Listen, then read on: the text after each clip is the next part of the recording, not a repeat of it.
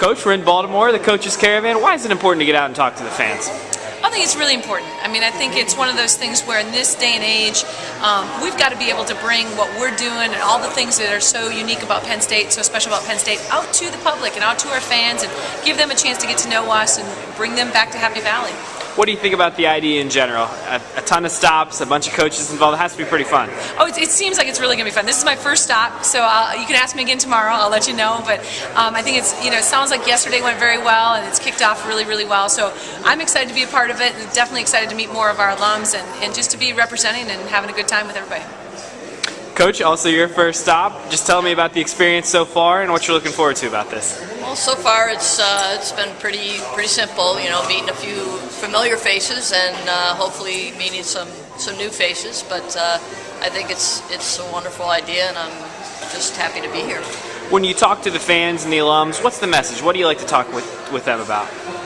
Well, I think that most importantly, they don't really get a chance to necessarily, see us face to face all the time. So, just to let them know really what our athletes are doing and how they're representing Penn State and how we are in this all together.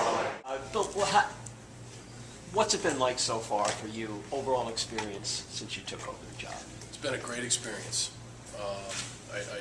The Super Bowl ended, and I went back to Foxborough that Monday, and I flew here to State College on that Tuesday, and hit the ground running. My family moved up about 4 weeks ago. It's a great place. The student body's been very receptive. Our team, I really like our players.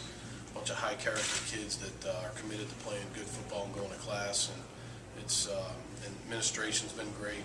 And this, the first day of the caravan, we had, I think, 300 people at the luncheon, then we had another 500 people last night in Philly at the Drexel event, and everybody's positive, very positive. Bill, how's that part of your job different than the pros? It's a lot different. Obviously that's one of the major differences is, pro football, you're in a cocoon as an offensive coordinator. You're studying X's and O's 24/7 and thinking of ways to improve your football team, especially on the offensive side of the ball. You're involved with the draft and things like that, free agency, but it's all football. And that's what's probably the biggest transition for me is recruiting and then these type of events. But I enjoy these things. I enjoy meeting the fans, the alums, the lettermen that played here. I love the history of Penn State, hearing about it. I love talking about our vision for Penn State football. I love recruiting because I enjoy meeting the families of these prospects, especially when you get them on campus and you see their eyes when they see Penn State and what they're looking at. So it's really an enjoyable part of the job for me. I wish we were flying once in a while. This bus is a little... No, the bus is fine. I'm just kidding. I mean, you obviously had experience with the recruiting stuff from all those years in college, but no one has been the new Penn State football coach for 46 years. Yeah, exactly, half a century. Right. What's the feedback?